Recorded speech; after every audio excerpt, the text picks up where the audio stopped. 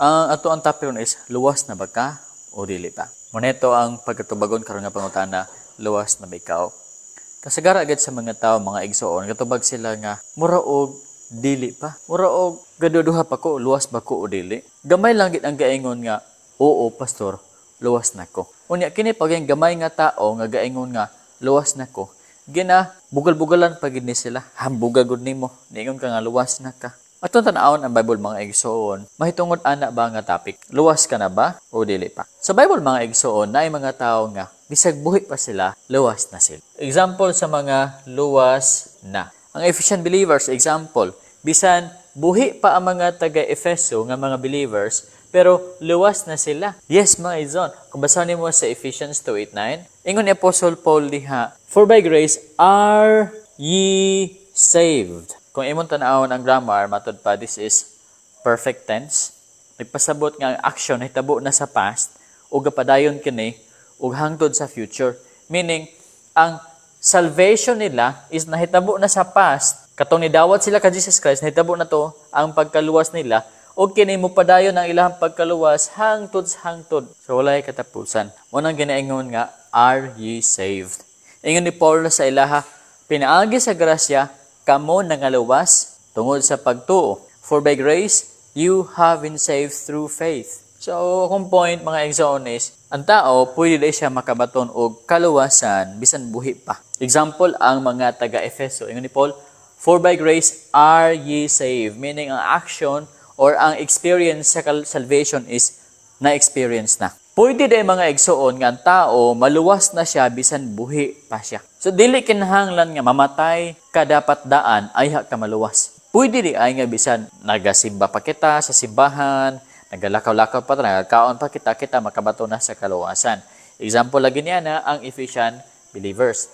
Napapakitailain nga example. Okay, si Apostle Paul. Example number 1, ang Ephesian believers, ikaduha si Paul mismo. Si Paul, bisag buhi pa siya. Apan nag-claim siya nga siya, luwas na. Yes, na ba, Pastor? Na. Kung basahin mo sa Titus 3:5. Ingon ni Paul sa Titus 3:5, dili tungod sa atong binuhatan diha sa pagkamatarong, not by works of righteousness which we have done, but according to His mercy, He saved us. Dili, ingon pa ni Apostle Paul, mga igsoon, not of works of righteousness which we have done, but according to His mercy, He saved us. Ang iyahang gigamit nga phrase is, He saved us. This is past tense. He saved us. Meaning, ang action ang gibuhat ni Kristo sa pagluwas kaniya is nahitabo na. Giluwas kita niya. Si Apostle Paul nag-claim nga giluwas na siya. So, ang kaluwasan mga igsoon, na-experience gidi ay sa dihang buhi pa kita. Example si Paul, he saved us. Si Paul, si Titus, ang mga magbabasa ani nga nagtuo sa Ginoo, ingon ni Paul, he saved us. Giluwas kita sa Ginoo. Busa mga igsoon, balikon ko, pwede jud ka maluwas bisag buhi pa ikaw. Ang Ephesian believers, mga igsoon, klaro kaayo nga luwas sila. Kaya kung basahon pagan nimo sa Ephesians, ato kita sa Ephesians, mga igsoon, magklaro nimo nga kini mga tawhana bisag buhi pa sila, luwas na gyud sila. Mao kini ang topic mga igsoon nga dili madawat sa kadaghanan. Dili pwede pastor nga luwas na ta. Dapat maningkamot pa ta aya kita maluwas. Ato basahon ang Bible, naanagay mga tawo nga luwas na sila bisag buhi pa. Unya ato matun-an unsay buhaton para kita maluwas. Pero karon ato sa i-prove nga pwede da ita maluwas bisag buhi pa kita. Okay. I-prove sa nato ha, balik kita sa Ephesian believers. Ephesians 1:3. Kung basahin mo sa verse 1 mga igsoon sa Ephesians 1:1, makita nimo diha nga ang giingon ni Paul sa mga believers is mga saints sila. Paul, an apostle of Jesus Christ by the will of God, to the saints who are in Ephesus and faithful in Christ Jesus. Ang term ni Paul para sa ilaha is mga saints sila. Saints, mga santo. Now, kini mga gatuo o gadawat kang Kristo, ang ngalan sa ilaha mga santo. Busa bitaw, kitang tanan nga gatuo gadawat kang Kristo, santo kita. Ang pagkasanto, dili lang kana para kang Pablo, para kang Pedro, para kang Juan, kundi para kanatong tanan nga gatuo gadawat kang Kristo, kita mga santos. Of course, kay gitawag ka nga santo, automatically nagpasabot nga kita save pud. Kabalo ba kamo unsay meaning anang word nga saint? Saint meaning holy. Holy meaning separate. Separate kita. Gikan sa kingdom sa darkness, gi-separate kita sa Ginoo padulong sa kingdom of light. Gikan sa kangit-ngit padulong sa kahayag. Gikan sa mga dili luwas ngadto sa mga luwas. Mao kini ang word nga saint. Gilahi, gilain, balaan. Pwede mahimong saint ang tao bisag buhi pa, pwede mahimong save ang tao bisag buhi pa. Now napagilain nga prove verse 3 Ephesians 1:3. Blessed be the God and Father of our Lord Jesus Christ, who has blessed us with every spiritual blessing in the heavenly places in Christ. Now, He blessed us. Gi-blessed kita sa Ginoo. Ephesians 1:3, ang term is gi-bless, blessed. Mga gipanalanginan, gipangtagan og mga pabor sa Ginoo. Kini nga phrase mga igsoon, usa kini ka proof nga bisag ang tao nagpuyo pa sa kalibutan, luwas na siya. Gi-bless kita, unsay gi-bless sa Ginoo kanato? Every spiritual blessing. Apil na ang salvation ana, dili ba? Every spiritual blessing, di ba ang salvation is blessing man na, di ba? Unsay ayon? Every spiritual blessing gi-bless kanimo nga santo nga gatuo kang Kristo. Nagpasabot kini igsoon nga bisan pagbuhi pa ka sa kalibutan, pwede na ka makadawat sa tanang panalangin. Every spiritual blessing gikan sa Ginoo. Example, salvation, grasya, election, eternal life, kaluwasan, mga igsoon. Now, atong one by one, kung unsa ang spiritual blessing nga giingon ni Paul dere, no? Verse 3, Blessed be the God, bulahan ang Ginoo, kay siya nagpanalangin kanato. Kauban ang tanan nga mga spiritual blessings diha kang Kristo Jesus. Now, unsay una nga blessing ang gihatag sa Ginoo diha? Nasa verse 4. Sa verse 4, masabi mo ang verse 4, gibutang diha, verse 4, unsa ang blessing nga gihatag sa Ginoo kanato? Klaro kayo.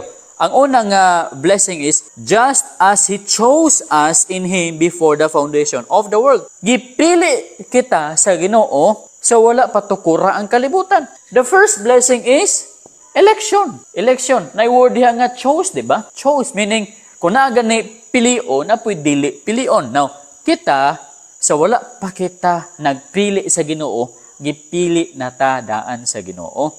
Muna nga, maluwas kita. Muna kita karon ang gatuo ka Jesus Christ, luwas kita. Nga naman, mga pinili man ta sa Ginoo. Unsa ka? Santo ka, gilahi ka, gipanalanginan ka. Pagka verse 4, gi-specify kung unsa ang blessing nimo. Pagka verse 4, ang unang blessing ang gisulti, gipili ka, gi-chose ka before the foundation of the world. Usa kini ka proof mga igsuon nga ang tao pwede gid siya maluwas 100% bisan pagbuhi pa siya diri sa kalibutan. Dili na kinahanglan mag-wait pa ka mamatay, ayha ka maluwas. Dili kinahanglan nga malangit pa kadaan, ayha ka maluwas. No. Bisan pag napakasayuta, galako-lakaw kasayuta, pwede na ka maluwas 100%. Gani, gipili na kadaan sa wala patukura ang kalibutan. Ikaduha nga word, that we should be holy and without blame before Him in love, having predestined. Kanang word nga predestined, meaning gidestined ka before, no? Before, destination. Before panatukod ang kalibutan, gidestined na ka para mahimo nga anak sa Ginoo. Having predestinated us to adoption as sons by Christ Jesus. Gidestino na gid ta, gipili na gid ta sa Ginoo para mahimong anak sa Ginoo. Wow, to the praise of His glory. Okay, mo nang una nga blessing nga gisulti, election. Ikaduha, in Him we have redemption through His blood. Uy, nay, verse 7, iklaro dia, redemption. Kabalo mo sa redemption mga igsoon? Redemption meaning katubsanan. Meaning, gitubos kita pinaagi sa dugo ni Jesus. Ikaw, natubos na ba ka sa dugo ni Jesus? Natubos na ba ka?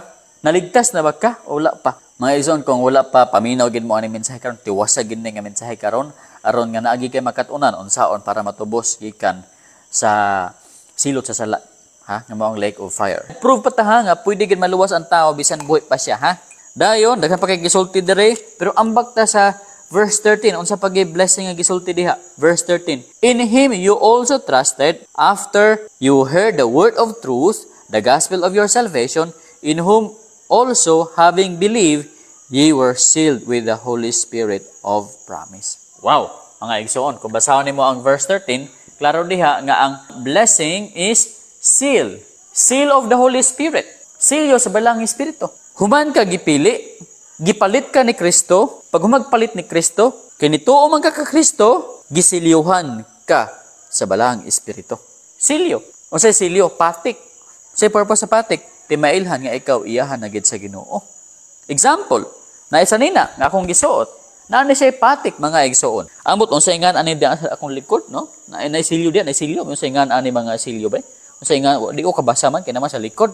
Timailhan nga kini nga sanina gipanag-iyahan ni aning naadri sa akong likod, oh. Silyo. Ikaw mga tanak ko, ang imo bang kasing-kasing naana bay silyo sa balang espiritu? Kung naana, agoy ka.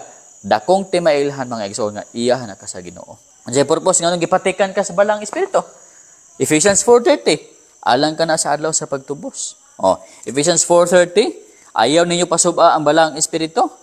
Kay kamo gipatikan niya alang sa adlaw sa pagtubos. And do not grieve the Holy Spirit of God, by whom you were sealed for the day of redemption. Kining wording nga redemption is pagtubos ni nga si Kristo muna og gikan sa langit og iyahang i-rapture ang iyahang church. Gisiliuhan ka karon aron nga inigbalik ni Jesus, iya dayon kang i-rapture padulong dito sa langit. This is the day of redemption. Nga, ang atuag yung lawas mga igsoon is ma-redeem na gid siya perfectly gikan sa power of sin and presence of sin. Kita redeem na tadaan karon. Tinubos na kita daan karon. Dayon ang completeness atong pagka-redeem sa panahon nga si Kristo mobalik. Busa bitaw ang term bitaw sa Ephesians 2:8 ug 9 kay tungod sa grasya, kamo nangaluwas pinaagi sa pagtuo. Nangaluwas, nga naman, ang atong pagkaluwas is active siya. We are being saved. Luwas, gita.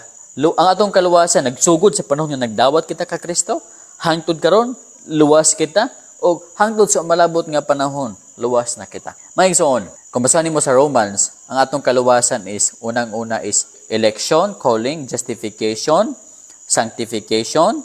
Dayon ang katapusan is glorification. Glorification meaning sa pagbalik sa Ginoo, tagaan ta glorified body, i-rapture din ta dito sa langit. Karon, para gyud nga maapil ka sa glorification, tagaan kag timailhan, tagaan kag patik nga maong balang espiritu. Usa kini ka proof mga igsoon again ha, nga ikaw bisan buhi pa, ikaw padulong na gyud sa langit, ikaw luwas na gyud, gitagaan kag patik sa balang espiritu. Now, again, balik kita mga igsoon. Ang work sa election is the work of the Father. Klaro kayo na sa verse 4. Ang work sa redemption is work ni Jesus. Dahil ang work sa seal is sa Spirit. Balikon ko, ang work sa election is work sa Father.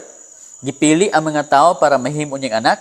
Karon, katong iyang gipili para mahimo niyang anak, gipalito ni Kristo pinaagi sa iyang dugo. Dayon, katong mga gipalit ni Kristo, nituo man to, sa dihang nituo sila, ang balang espiritu ni sugod sa ilang kasing-kasing og nahimong patik timailhan nga siya iyahan na sa Ginoo. Now, kung makita niyo ba ang imagery ani ba og ang kanang bitawng process ba sa atong kaluwasan, mura bitaw nagipalit bitaw ka sa tindahan. Gusto nga niabot mga tindahan. Ngano man mga igsoon. Ingon ani ni. Kung moadto ka sa tindahan, na kay pilion bitaw nga item. Pilion ako ni. Pilion ako ni. Pilion ako ni. Humani mo kapili atong mga item nga gusto nimo, di ba? Imo man siyang paliton, di ba? Okay, kung kwarta, imo siyang paliton, imo siyang tubuson, di ba?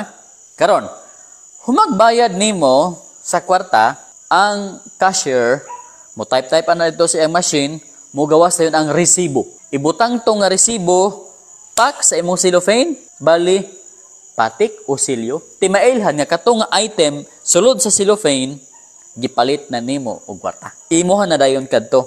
Inig-agi nimo sa guard, paglantaw sa guard, pak, uy, naa siya resibo, meaning legal ni siya nga dalon nimo kay imuha gid ni siya nga item kay gipalit na nimo ni. Okay. Free din kang wala ka didto. Kay imuha gid to kay nanay patik. Now, balik kita sa trabaho sa Dios sa blessing ka nato.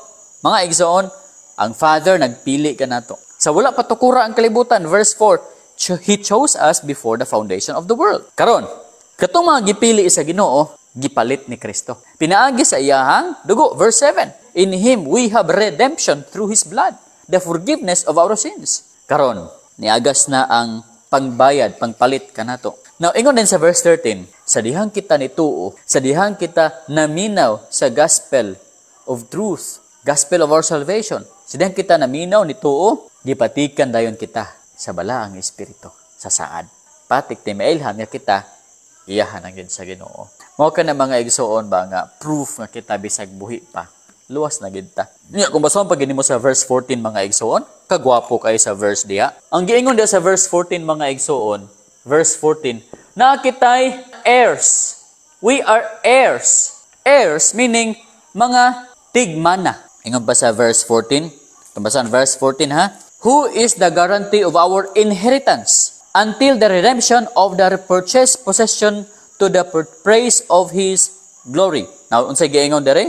Ang balang espiritu nga gihatag nga ri kanato, ang balang espiritu nga gipatik sa atong kasing-kasing, siya mao ang garantiya sa lain nga pulong patinga, sa lain nga pulong pasiuna sa atong mga panulundon hangtod sa katubsanan sa mga pinalit sa Ginoo to the praise of His glory.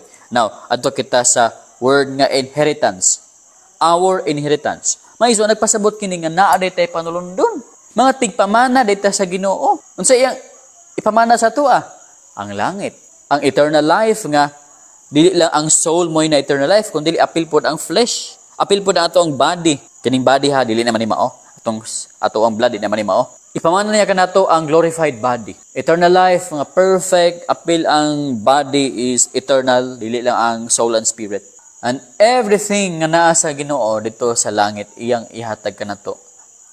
Pamana kita. Pamana niya nga ri kanato mga igsoon. Kabalo mo, ang Ginoo naghatag siya og garantiya. Garantiya nga kita maka angkong gid ng pamana nga langit nga mga panalangin sa Ginoo gi-prepare. Kabalo mo sa garantiya? Ang balang espiritu mismo. Ang Dios mismo. Ang pasiuna nga gihatag niya sa atong kasing-kasing. Timailhan nga katong nabilin niya to iyaging ihatag kanato og sunod. Now, example, mga igsoon ka ng word bitaw nga garantiya or patinga. Diba sa unang panahon, magpa-picture mo. Maadto ka sa stage, tadadan!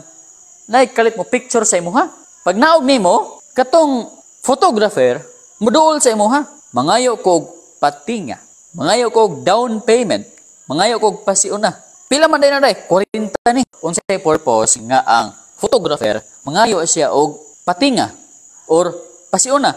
Aron nga katong tag-iya sa picture, iya yung kuhaon og tiwas ang picture nga naman naka-down payment na siya.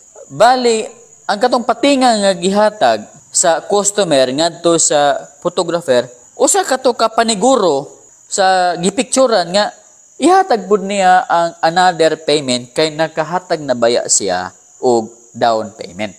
Iyang ihatag ang full payment kay nakahatag na siya og down payment.